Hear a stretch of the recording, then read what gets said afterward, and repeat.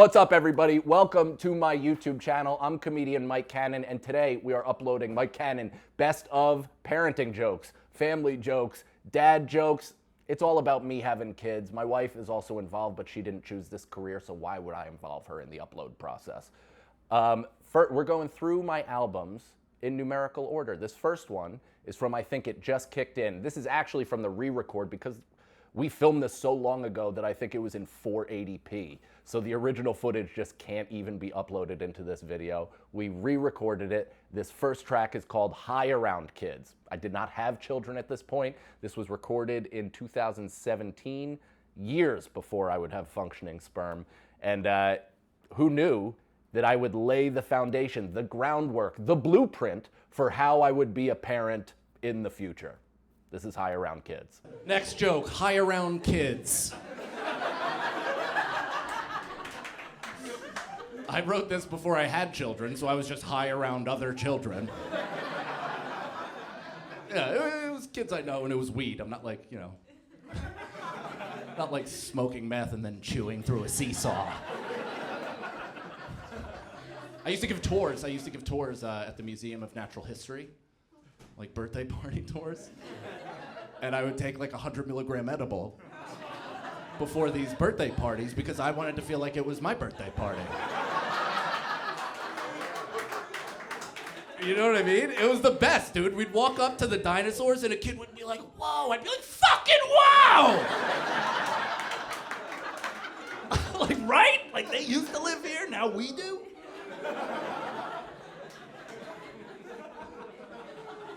I remember we were in that big planetarium. You ever go there in the Museum of Natural History? They have the big domed movie theater where they teach you about like the creation of the universe. I'm just watching it with a bunch of other kids and the kids are like, I just turned to one of them and I'm like, you think it's true? Do you think this is never expanding universe? And we're just on this rock hurtling through an infinite abyss? He's like, what's planet? This next chunk of material is from my second hour of material, first special that I released here on YouTube, also available on my channel, Life Begins. I recorded this 3 months into being a first-time dad. I have no idea how I was physically capable of doing that. I was operating between realities. I was half asleep and awake at all times, and I somehow plowed through and got this done. It came out when my son was 6 months old, and then promptly 2 weeks later, not only did life not begin, it ended. The entire country, nay, the world shut down due to COVID, and my career was firmly put on pause. So, enjoy. My son is a boy. For now. We're gonna give him till his 5th birthday to officially decide. That's why we didn't do the gender reveal, that anti-woke bullshit. We didn't do the puff of blue smoke or the puff of pink smoke. Instead, we gathered family around, shot everyone with a water gun, and said, gender is a spectrum, you judgmental pieces of shit.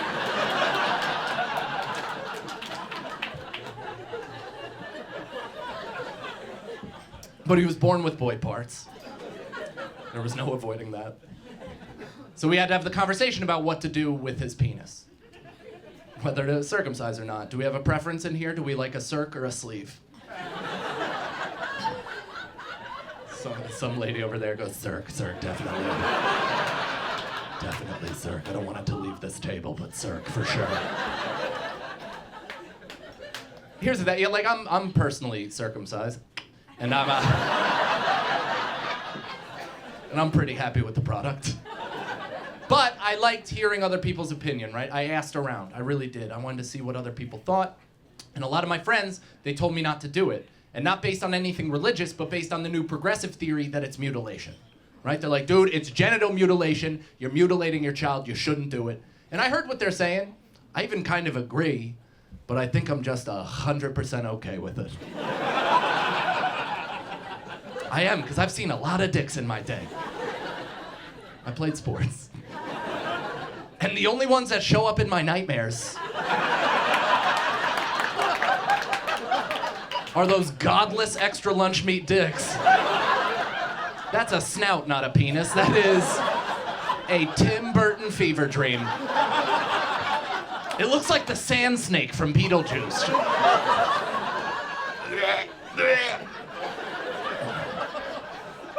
It's purely aesthetic, it is. Uncircumcised dicks look like they're giving birth to themselves. It's like if we expect somebody to put our penis in their mouth, shouldn't we plate the dish a little better?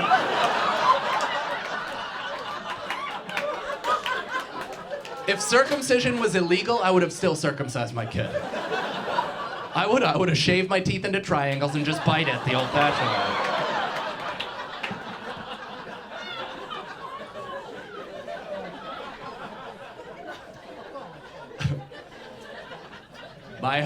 My uncircumcised friend, that's what I call him. He was telling me not to do it, right? Begging me. He was like, dude, do not circumcise your kid because I feel way more sexual sensitivity than you do. I am far more sensitive sexually than you. And I'm like, how do you know? Have you had both dicks? I'm pretty satisfied with my penile sensitivity. Honestly, I come way too quick as it is. I am the Usain Bolt of orgasms. Quick off the blocks and across the finish line before you even knew it was a race. I don't need added sensitivity. I don't. If I was uncircumcised, I would just be walking and coming all day.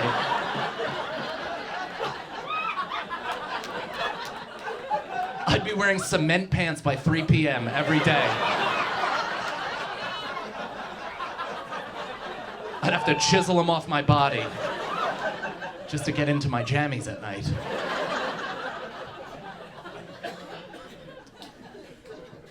This is the weirdest reason why I wanted to circumcise my kid, and you're goddamn right I'm still talking about this. I wanted my son and I to have the same dick. Right? Because I saw my dad's dick when I was a kid. All right? I don't mean that he was some maniac that's like, ah! No, I saw it in passing. Or if he left the door to the bathroom open, I kind of let curiosity get the best of me. And it was jarring every time. Every time I saw my dad's dick, it truly rattled me to the core. But the one thing that brought me solace was that it looked like a version of mine. So I don't want my kid to see my dick, then look back at his dick, then look back at my dick, then look back at his dick, and be like, Dad, why does my penis look like it invented the iPhone?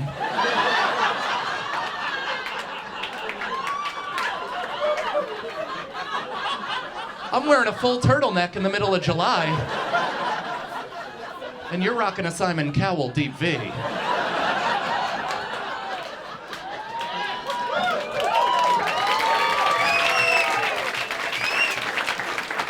Wow, that was strong stuff, Mike. Well done. This is your future self patting you on the back. You'll never feel it. This next cluster of material comes from my third hour, second special, White Privilege Homeless. This was actually a difficult hour to write because I had lived at my in-laws with my brand new baby and my wife for 14 months. This material was largely very angry for a long time through the development process. It didn't become well-rounded or even kind of like seeing the other side or just kind of rounding the edges until way closer to recording date. And I'm genuinely grateful because I do think that I would have lost my in-laws had I put out the original hour. But this one's really good. We lived at my in-laws during the COVID crisis. Fauci. It's a made-up scam, everybody. Do they still flag videos for that? Bleep this whole thing. But I love this hour.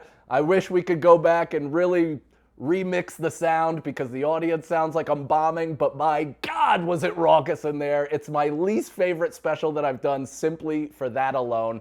But the material, I still look back fondly on it, and I still look back at that guy as like, man, you're really a sweet early dad.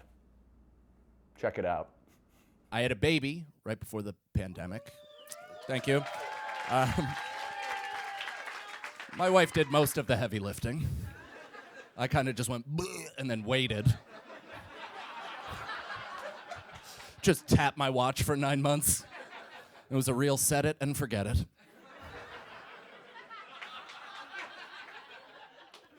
But yeah, in May of 2020, we left Brooklyn we fled. Our lease was up. It was mostly the size, right? This 2-bedroom apartment that felt like a palatial estate, especially by New York standards, started kind of shrinking in on us once we were no longer allowed outside. That, and there was a large gathering of blood gang members that decided my front stoop was their home base. And that's not positive or negative about the Bloods. In case anybody here is initiated for life. Lovely guys, they just weren't social distancing.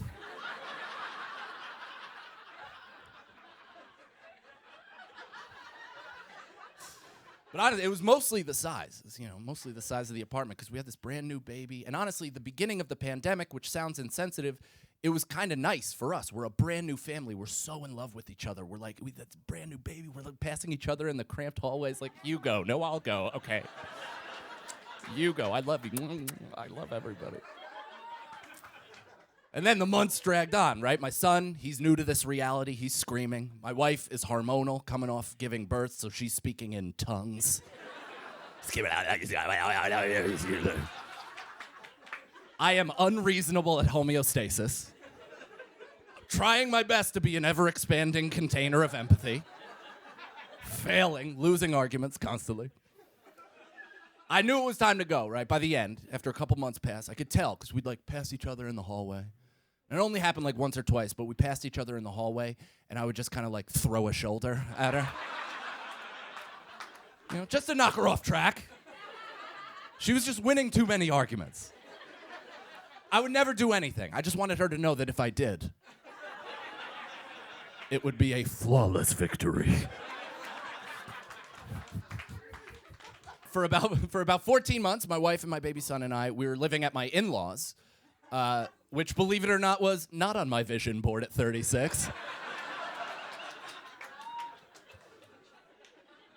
I'm grateful. Can you tell with how that just came out of my face? I'm grateful. I am. I love them. They welcomed us into their home. Very generous. Still a nightmare. Both things can be true. Very grateful that they welcomed us into their home. Super nice. Still frustrating, obviously. Sharing space with people you're not used to sharing space with can get a little crazy. So, it's frustrating, but I talked to people about it, pretty much anybody who would listen. And everybody was very nice, right? They'd try to offer sympathy or positivity, a silver lining, right? They're like, yeah, but dude, living at your in-laws for over a year, you've had built-in babysitters for over a year. It's pretty sweet. You had built-in babysitters for over a year. And I'm like, oh, yeah, no, we went out a ton over the pandemic. It's like, yes, absolutely. They definitely helped, right? But my mother-in-law, she was a teacher, so she worked through the entire thing. And my father-in-law, he didn't babysit much. I guess I could have let him babysit more, but I'm pretty sure he founded QAnon, so. Yeah, he can watch my baby boy if I want him to be on a no-fly list by the time he's 3. I come home, he has all these new theories. It's like, hello, Daddy. Did you know Bill Clinton wrote on Jeffrey Epstein's private plane? 137 times. I'm like, well, that's interesting. Follow the money, young man. That was my entire year. My entire year was Raffi's song Apples and Bananas on repeat while my father-in-law told me the truth about the vaccine. Every day, I like to eat apples and bananas. Do you even know what mRNA is, dude? Do you know how it behaves with DNA? This isn't even a vaccine. It's gene therapy. They've never done this before. I like to oat, apples and bananas.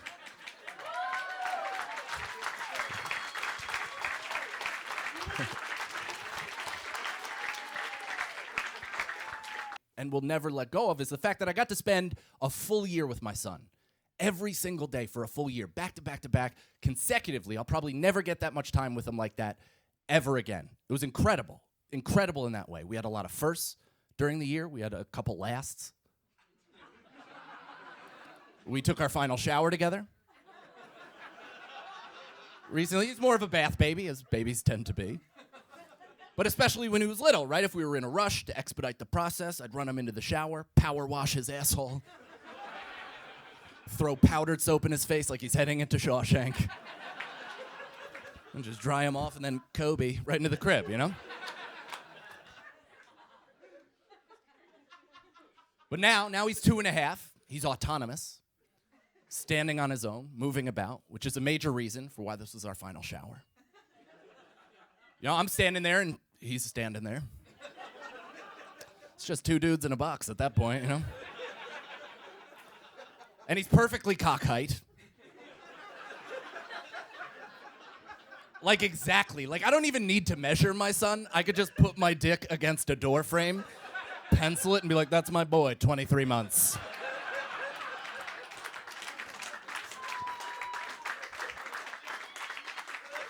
That's how perfect it is. On the nose, literally, on the nose.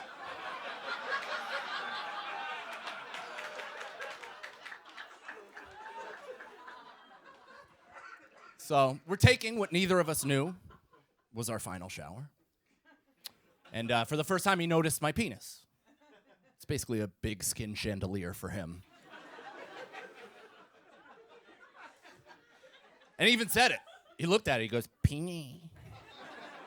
And I was like, that's right, buddy. That's a penis. I have a penis, and you have a penis.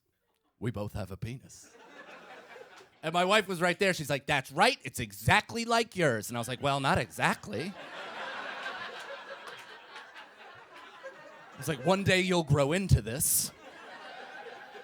She interrupted my Mufasa to Simba moment.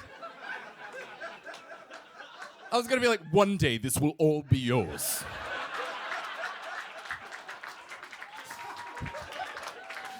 Everything the light touches is your kingdom. Don't go to the shadows, it's an elephant graveyard. That part's about my asshole. But,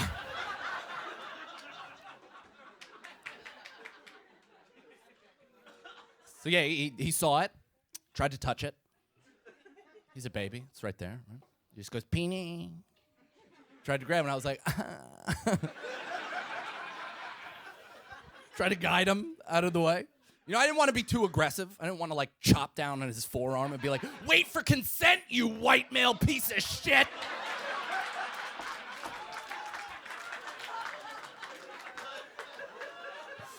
I know, my son is a white male, but don't worry, I tell him that that's bad every day. It's his original sin. So right after that, right, we put him down for bed. And my wife and I, we're still brand new. We like coming together at the end of every day, discuss the day's events, maybe break down some game film, discuss strategy for next week's opponent.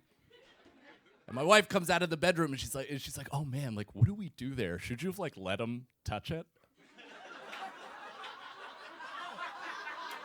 She's like, because we don't want to mess him up sexually and create a sexual blind spot for the rest of his life. So, like, should you let him? And I'm like, here's the thing, I'm pretty progressive. But I draw the line at my toddler jerking me off in the middle of a shower. I don't want a plump-fisted, knuckleless hand job from my sweet baby boy as water softly cascades onto my back. It's like, yeah, if that somehow fucks him up and creates a sexual blind spot where he goes through life thinking he can't jerk off his own dad, I think that means we succeeded as parents. I think we get a blue ribbon. It is amazing, though, because I am very tired. That part was true. But it's weird. It's a different tired than when he first got here. I don't think it ever ends. It just kind of changes the way you feel. You know what I mean? When my son first got here, I was tired in the sense that I was tripping balls. I was up every 1, 2, 3, whatever it was, hours, so I'm hallucinating. Basically existing between realities, trying to keep this kid alive. It was actually a pretty easy transition for me because that's exactly what I was doing before my son got here. I did mushrooms while my wife was pregnant because I wanted to meet my son before he arrived.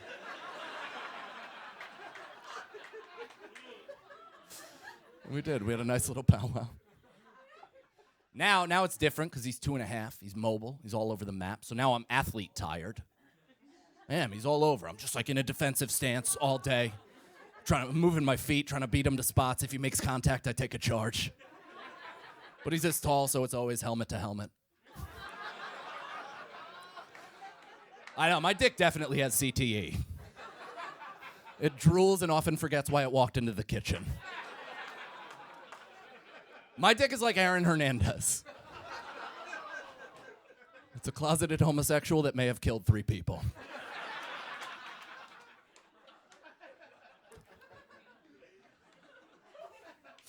It is interesting because just watching him live, like, you know, I was always taught as a kid that human beings have an innate instinct to survive. It's built into us, right? We want to survive. We can't even drown ourselves unassisted. We need to tie a brick to our foot or have a friend push us down. I look pretty deeply into this. But I've never disagreed with a hypothesis more in my entire life, just watching my son live. He loves life, and the only thing he loves more is trying to shut the game off forever. That's it. He's like, oh, is that a banister with a 13-foot fall? That looks like a pretty fun time to flip right over. What is that, a sword for some reason? Let's swan dive right into that. Is that a 4-lane highway? I'll just jog out right into the middle of the street, hug a Dodge Caravan doing 55. I'm like, buddy, you might need to create some more memories first, because I might forget your face.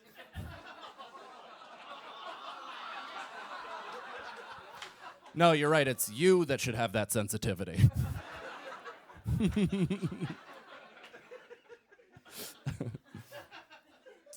My son is, he's cursing.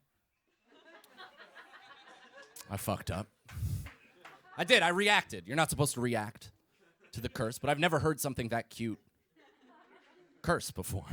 We're sitting at the table, and I hear, fuck, and I'm like... And I saw him light up like he got that attention. And as a comedian, I know that feeling, so I was like, that's good shit, right?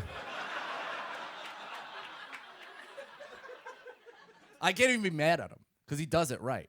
Like, now I'm trying to ignore him. I'm trying to extinguish the behavior, but he knows that I know that he curses. So he'll try to get my attention. He'll be like, he'll go, fuck! Fuck! Dada! Fuck! Like, God, he's doing it right. That's why I can't be mad. He's an advanced cursor. He is. I have immigrant family members that have been in this country for 30 years, still don't know how to curse. They'll stub their toe and be like, son of fuck! Like, that's... My son is 2 years old, advanced. We're watching Cars 3 for the 498th time the other day. He's on my chest, we're watching it, out of nowhere he goes, fuck this. I'm sick of this shit. I'm going upstairs. And then he walked upstairs. And I was like, dude, that's exactly right. It's just amazing, like, the perspective shift. You know what I mean? Because all I've known up until this point is what it's like to be parented. Now I have all this new empathy for my parents. I really do. Like, I've been going through life up until now thinking my parents never taught me shit. Didn't prepare me for adulthood. Did not bestow a single lesson upon me. But it turns out I wasn't listening.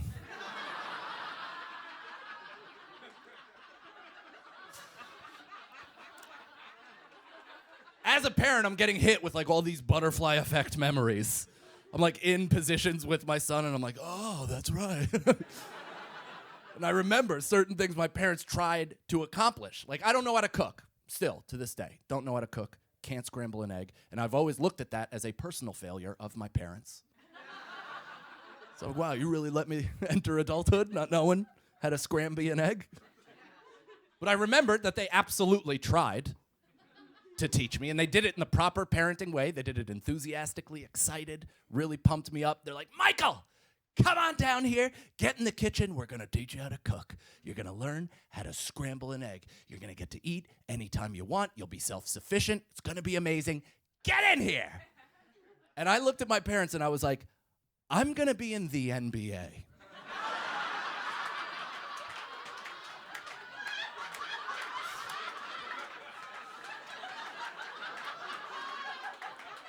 Why would I ever need to know how to scramble an egg?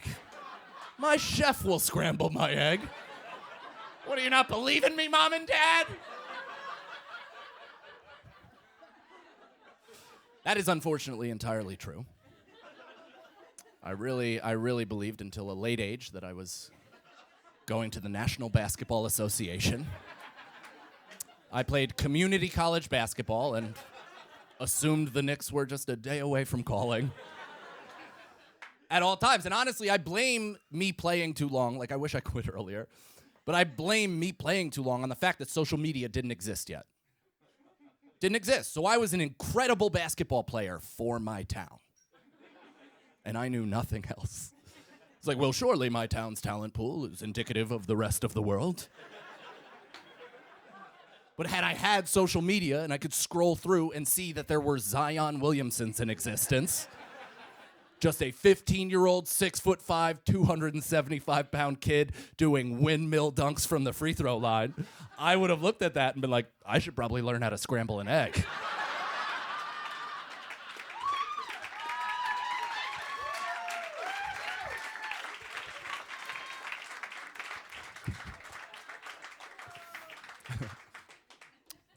Wow.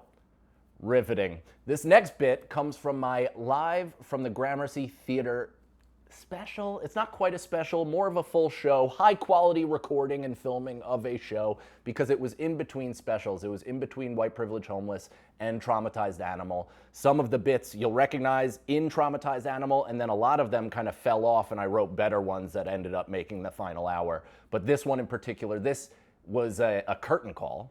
Is that what it's called? An encore. Both Eminem albums. After or before? It was after. Okay, so this would be a curtain call. All right, so I did a curtain call, but it was an encore because they asked for me to come. Yeah. All right, keep this in. So it's us discussing just two unsuccessful assholes trying to. What happens to Louis every time? Yeah, exactly. So I actually got my first ever encore, and weirdly enough, I didn't plan for an encore, but I planned to not have enough for an hour because I was between specials. So I had this joke in my pocket to do, which was from my first hour. It's a joke that I'm still proud of. I think within my first hour, it is the most like, this is where I'm headed joke that I wrote, and it's called The Last Time Getting Hit. And it's about the last time I got hit by my parents. Check it out. Yeah, pop my shirt off. It looks the encore. You want me to pull out some oldies? You want me to tell an old joke? I'll tell an old joke. Yeah, fuck it, I'll tell an old joke. All right. Yeah, I got one for you. Crowd working. You were at the crowd work Stone show, you son of a bitch. You want to be featured in another one? No, I don't know. With you know, in terms of having, I'll just tell this one thing. In terms of having kids, you know, the whole goal, I guess, is to move the ball down the field a little bit, right? Just do a little bit better than your parents, and you hope that, you know, that kind of sets things up for the future. And I guess as long as I don't beat the shit out of my son, we should be okay. I got hit as a kid, not Hallmark movie level, but, you know, enough for me to remember the last time. I do. I remember the final time I got hit, like it was a badge of honor. Moved my graduating cap, moved it over to the side. I was 15 years old. My mom was chasing me up the steps with her 3 rings facing in. But again, I'm 15, so I'm basically the size of a strong, independent woman. And I remember having that realization as I was running from my mom. I was like, wait a second, I'm too powerful for this. So I turned like J-Lo in Enough. And I was like, this ends now! My mom threw a hand at me, I caught it. She threw another hand at me, I caught it. I go, what now, Kate? I watched the confidence drain from her face, because she just realized her baby boy was too big to beat. So she screamed for my father. She goes, Kevin! Michael just tried to throw me down the stairs. She fucking lied! She lied while staring me in the eyes. The woman that brought me into this world. And my dad is 6'2", 265, asleep in his bedroom like a goddamn polar bear. Hears his name and is like, gets up, starts ambling up the steps. I sprint up the stairs, slam the door behind me. My dad fucking Kool-Aid mans right through the door. Shatters it. Stepped right on my masturbation towel. That was immediately behind my door and rock hard, so it acted like road spikes. There's my dad in full 5th gear sprint. He catches a flat. Turned around to see what it is, saw my towel snapped in half. Turned back to me, raised his hand, looked back at the towel, looked back at me, goes, no. Dry heaved, walked out, and I was never hit ever again. Man, don't you just want to give that kid a hug? All right, this next one is the lion's share of material, the longest segment that we have, and it's from my most recent special called Traumatized Animal. My son was 5 at the time of the recording, my wife pregnant with our second child, so I'm just kind of guessing at what life is going to be like for me right now as I sit here and record this. And for the most part, I think I was pretty on the nose, but there's definite challenges that come along that I didn't see coming, and the exhaustion is just, there's just no way to know until it absolutely fucks you in the face. There's no other way to put it. It legitimately asphyxiates you with its groin in your face. That's what the exhaustion of being a parent of multiple children. It's the best. Don't get me wrong, but boy, my tonsils have taken a beating. So, check it out, Traumatized Animal, also available by link on this channel in existence on Christie Comedy. It's that and I'm tired. I think that's mostly it, you know? I'm 39, I have a 4-year-old son, I'm tie-tie.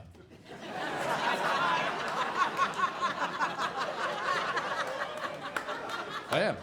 My son is the shit, man. He's good people. Yeah. He's the center of my exhaustion, for sure.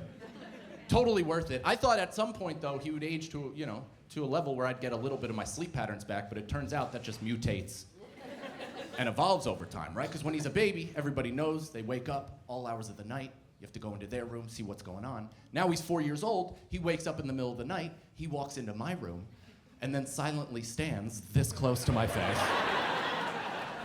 Literally never says a word. Just tries to transfer information.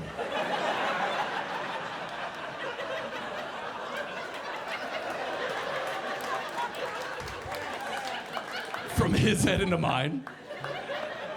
And it works 100% of the time. Eventually, I'm just like, oh, hey, buddy. What's up? He's like, hello, Dada. I'm like, what's up, dude? He's like, Dad, they're putting estrogen in the water supply.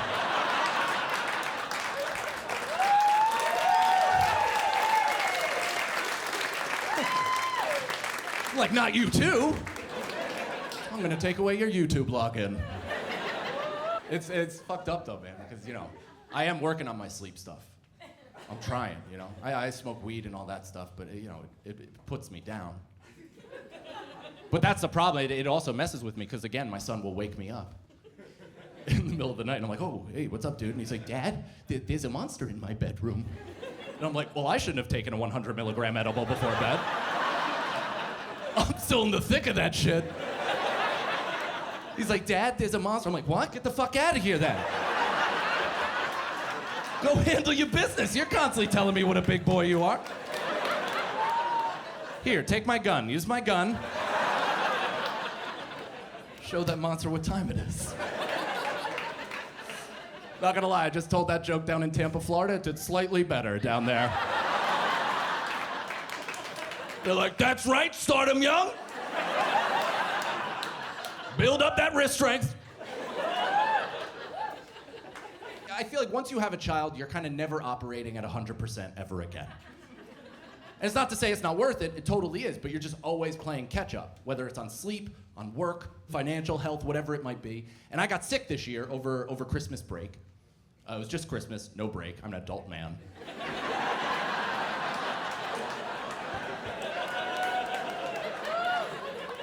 But I got sick for 4 days, and that's not allowed. 4 days is not allowed when you have a kid. You're allowed 1 tops. And my wife was unreal for a full 24 hours. Unreal. Took care of me, the baby, the house, checked in, nonstop. Was like, do you need anything? Anything you want? We're gonna get Dad back on his feet. You let us know. Whatever you want, I'm gonna take him out of the house, get him to the playground. You get some rest. We need you back in the fold. We love you so much. Whatever you need, just text it. I'll do anything. I love you for the rest of my life. Then at the 25th hour, she's like, you fucking good yet?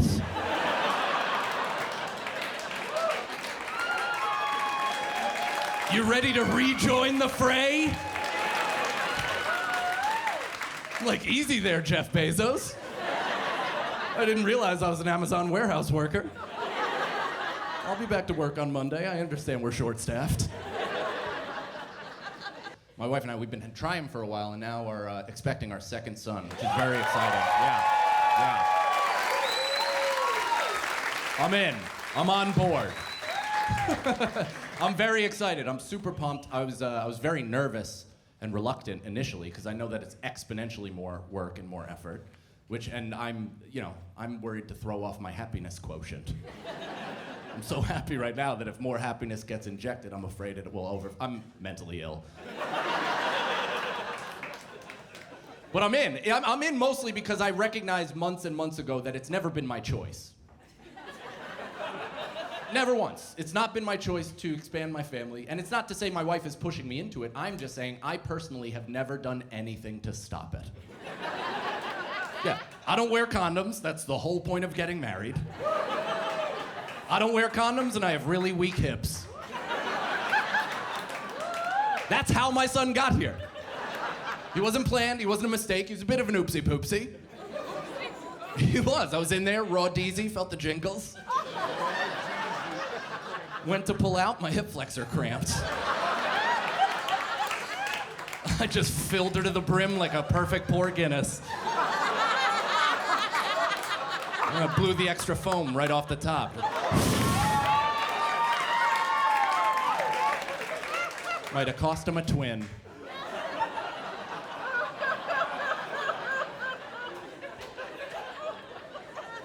You have kids, dude? 2. Excellent. Were they planned? Awesome. The reason I ask is because this was my first time ever ejaculating inside of a woman in hopes of life at the end. That's always been the opposite goal. Even my first son, I didn't even get to enjoy it. It was all like hesitation pulls. I'm like, I don't know. For this one, I've just been emptying the clip. Just full Rambo. Leaving it in, making sure every troop hits the beach. Going full Heinz ketchup, just tapping the 57.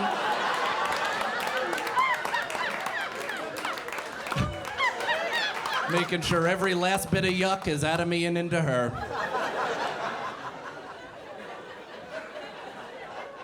It felt inevitable for us, if we were able to expand our family, just because both of us come from a big family.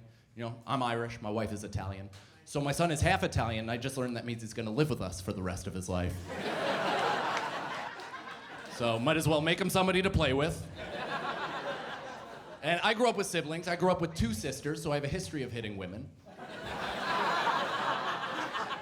You didn't brawl with your siblings? Me and my older sister used to fucking throw down, dude. And she used to kick the living shit out of me. She was 4 years older, physically dominant, used to pin me to the ground like fucking Nala from The Lion King. Pin me to the ground, sit on my chest. She'd do the spit thing where she dropped it, slurped it back up. I'm like, listen, that's gonna make some guy happy one day, but I'm not that fella.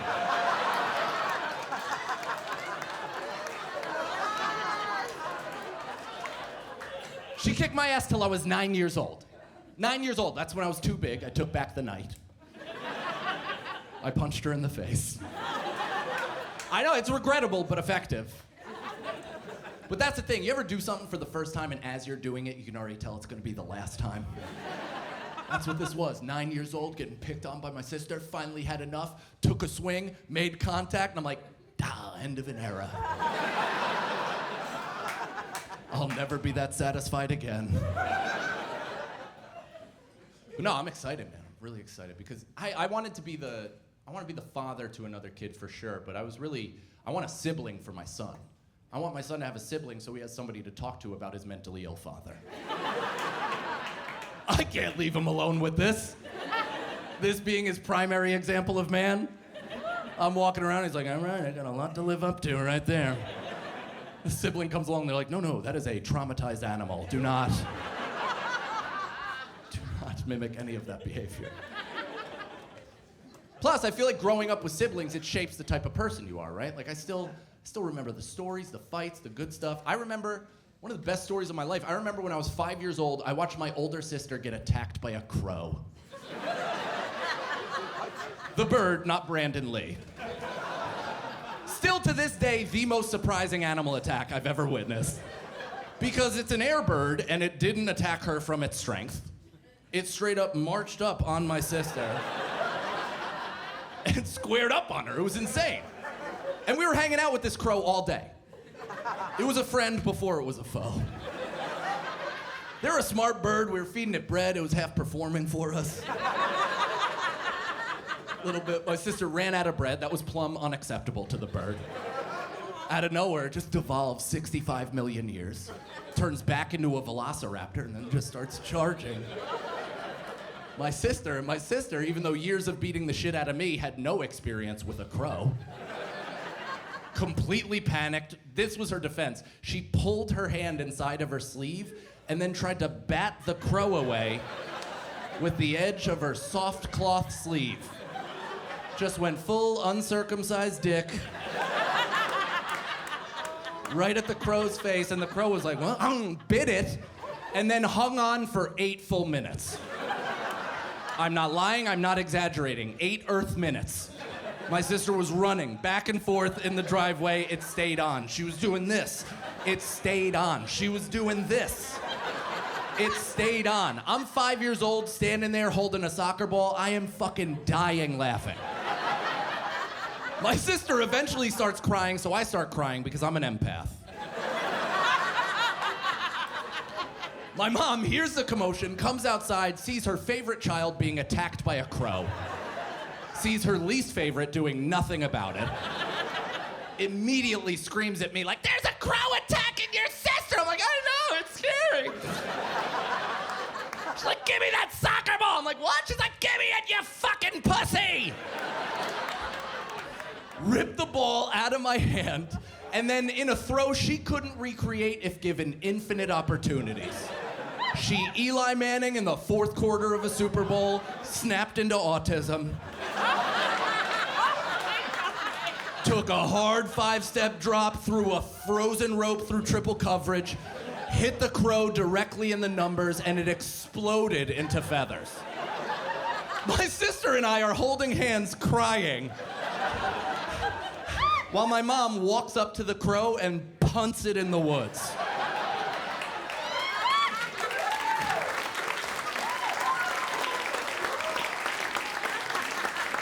Could you imagine if I was an only child and that happened? I would have had to go through the rest of my life choosing to believe that actually took place. My sister confirmed that story and that joke for me, and that's exactly why I want to have a second child.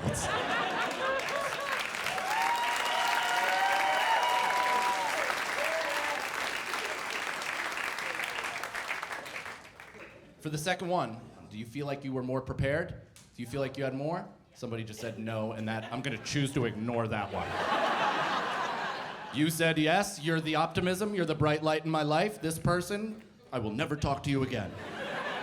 But you said you had a little more information. That's good, because I just want a little more info of what to expect, because I just had no idea heading in. I didn't know about like phases that kids go through and how they're pretty quick. Like I just thought they were forever. Interests, all that stuff. My son showed an early acuity for cars. Smart kid at 2 years old, new cars by make and model. He'd be like, Dad, look, Mini Cooper. Dad, look, Tesla. Dad, look, Lamborghini. We live in a really nice neighborhood. I'm like, damn, Dusty Hoffman, let's go hit the tables. But then he, 3 days later, he's like, what's a car? I was like, oh, all right, I guess I'll cancel the Amazon order. He went through a phase, he's still kind of in it, where he's death obsessed. Which, that's super cool. Has anybody ever looked into the eyes of a smiling toddler as they're tickled by mortality? Yeah, he's kind of infatuated with the idea of death. We had a family friend die close to us. He knew him, so we had to explain what happened. And I just didn't anticipate just the sheer interest and kind of glee that my son has, knowing that this all shuts off one day. It's terrifying. Like, ever since he found that out, he still, to this day, comes into my room and he's like, Dad, Dad, you're gonna pass away. Oh, like, you better stop smiling or I'm gonna take you with me.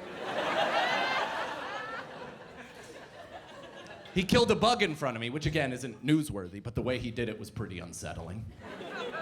We're hanging out, playing, making eye contact, just talking, having a good time, and he just goes, Dah! Kills a bug without even looking, and I'm like, oh, I was so jarred. I was like, dude, don't do that. That bug might have a family.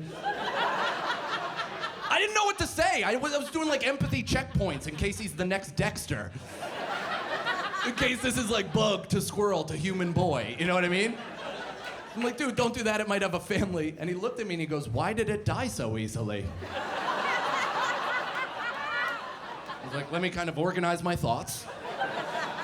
Because again, I didn't anticipate that pouring out of your face.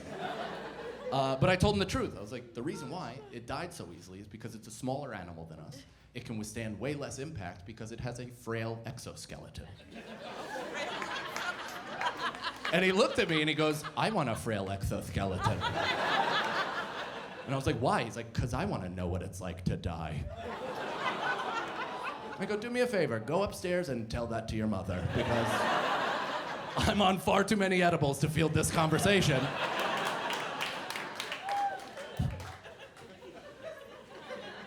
Right now he's in a not listening phase, which I've heard lasts anywhere from like a couple months to the rest of his life. And it's interesting, you know, because it doesn't bother me. Not, you know, I've been ignored most of my life, which is why I'm in Stamford, Connecticut, filming a comedy special. Yeah, that's why. But what kids do is different. It's not ignoring. He actively doesn't listen to me. So he'll look me. I've never had that before in my life. I've never had somebody look me dead in the eyes while I'm talking to them, and him being like, your words aren't reaching my ears. And all of my impulse is to just 300 kick him right in the chest. Because that's what my father did to me and his to him before him. But I'm trying to break the chain. Yeah, so I'm giving him some space, letting him freak out, feel his feelings. Hopefully later in life, he'll have a healthy relationship with them. Which is somebody like me who grew up in an Irish Catholic household that is absolutely unheard of. If I showed feelings as a kid, my dad would be like, emotions? What are you, gay? I was like, no, I'm 4. My mom would be like, whatever, homo! All right, sick. So that's what I do. I let him have his feelings, I walk away, and then I also allow myself the ability to violently fantasize. I just feel so routinely disrespected throughout my day that it piles up. So if I don't do some vigilante justice in my brain, I might go out there and do the real thing. Is there anything more terrifying for a white guy to say? Just, I might do the real thing. No, but I'll give you a for instance, right? Today, I bought coffee. Should be a nothing interaction, right? Gave the guy cash for the coffee, stuck my hand out for the change. He turned around, put the thing in the register, turned, saw my hand, slapped the change on the table, and then slid it right across to me. And in my head, I grabbed him by the back of his hair, slammed his head on the table until he was dead. And then when I didn't do it, I was like, what a good guy I am, and then walked out.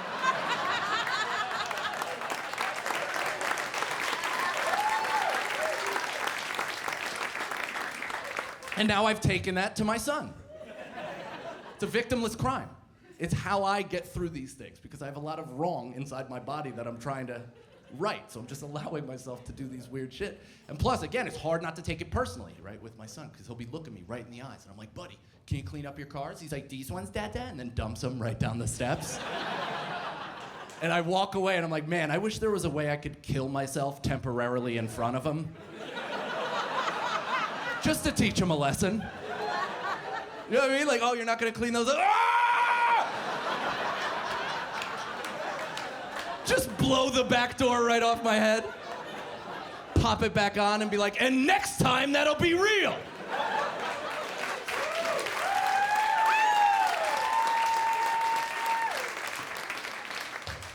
Everybody has a general sense of what to expect heading in, right? Like I knew my son had to eat and stuff like that, but the specifics of the parenting experience are what really knock your dick in the dirt. Like I didn't see this coming. I didn't anticipate this being an issue, especially being the father to a boy. I don't like how women talk to my son. Strange women. I think there's a lot of women out there that are secret creeps. You guys say some real weird shit to kids, and you get away with it because you're women. Like I'll be at the park, right, with my son, running around, having a great time, and a woman will approach. You know, she's there with her kid or not, another privilege.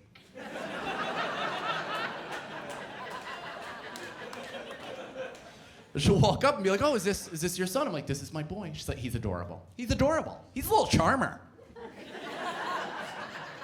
He's a little flirt. He is a little flirt. Oh my God, he's flirting with me. He's flirting. Am I your girlfriend? He's flirting with me. I'm like, is your life that bereft of adult male attention that you have to sexualize my toddler? Because he's not flirting with you, he's interacting with you because he's new to this planet and doesn't realize you suck yet.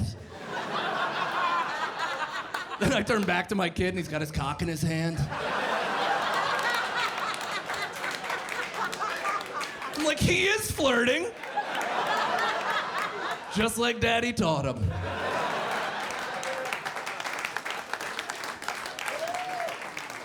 Could you imagine if that was reversed, though?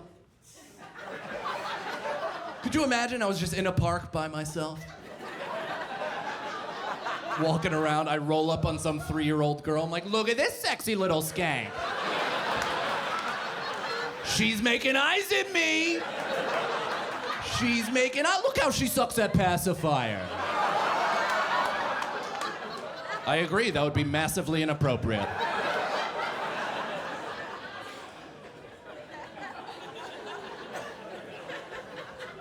I do want to sincerely thank all of the people that subscribed to the channel recently. I see your comments. I'm responding to them as best as that I can. You guys have reached out and expressed a lot of support and appreciation, and for that, I'm grateful and appreciative of you. So please, if you can, just help the channel grow, subscribe, do all the things. I was, about to take my own life over a few minutes ago, but please do.